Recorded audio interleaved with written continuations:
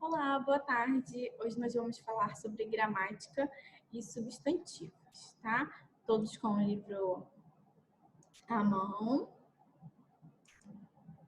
A gente vai acessar o livro na página 89 e a gente vai fazer as atividades da página 89 até a página 92, falando sobre gramática e substantivos. Bom, a gramática ela serve para representar as regras e as normas que nos ajudam na hora de falar e escrever, para a gente poder usar a norma padrão.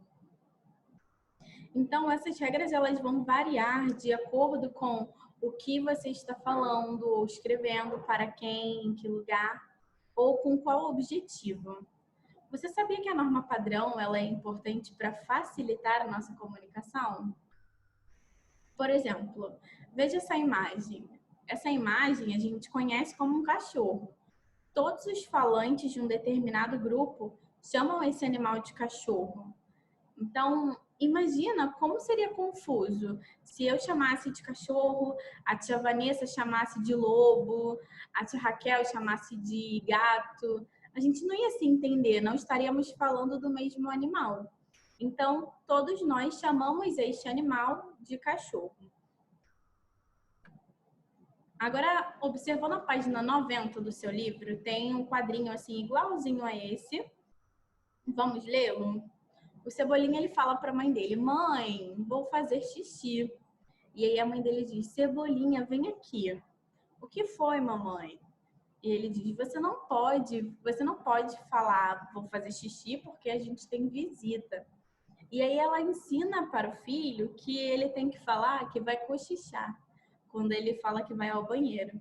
E aí ele diz que entende, vai lá fazer as necessidades dele de noite. Ele fala para o pai dele: "Pai, eu quero cochichar". E o pai dele fala: "Ok, pode cochichar aqui no meu ouvido". E aí no último quadrinho você vê o pai do Cebolinha gritando. Provavelmente aconteceu uma coisa que não foi muito legal. Mas por que isso aconteceu? Porque duas pessoas falaram de coisas diferentes quando se tratava da palavra cochichar. Você percebeu que a gente encontrou outros nomes nesse quadrinho? A gente teve mãe, a gente teve xixi, a gente teve visita, cebolinha, pai. Todas essas palavras, elas dão nomes para as coisas. Então, a gente chama de substantivo.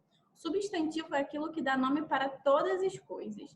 Seres, sentimentos, objetos, ideias. Agora, observa nessa imagem que as três palavrinhas aqui de cima, elas foram escritas com a primeira letra maiúscula. Ó, Amazonas é a imagem do rio Amazonas. O Cebolinha, também está escrito Cebolinha com letra maiúscula. New York, que é a cidade de Nova York. Todas essas palavras escritas com letra maiúscula. E embaixo a gente tem Rio, escrito com letra minúscula, cidade e crianças. Mas, tia, por que a gente teve essa diferença? As palavras de cima, elas nomeiam de uma forma específica. A gente consegue saber exatamente que rio é esse, que personagem é esse, que criança é essa. Na imagem de baixo, a gente sabe que é um rio, deu o nome para a imagem, é um rio, mas não diz que rio é esse. Então, ele está nomeando de uma forma mais genérica. Ele está nomeando de maneira geral, tanto a cidade, quanto o rio, quanto crianças. A gente sabe o que são, mas a gente não sabe exatamente quem é ou exatamente de onde está falando. Então, toda vez que a gente usa um substantivo que dá um nome específico, a gente chama de substantivo próprio. Então, a gente usa a letra maiúscula aqui nesse quadrinho roxo, escrito com a inicial maiúscula, nomeiam seres em particular, nomes de pessoas ou de lugares. E no substantivo comum, são escritos com letra minúscula e a gente nomeia os seres de uma forma geral. Um exemplo é Karine. Karine é um nome próprio, é um substantivo próprio, é o nome de uma pessoa, é o meu nome. Mas, por exemplo, se eu for falar professora, professora é um substantivo comum, ele é simples. Ele diz que é uma professora, mas ele não diz qual é a professora. Poderia ser eu, poderia ser a tia Vanessa, poderia ser qualquer outra professora.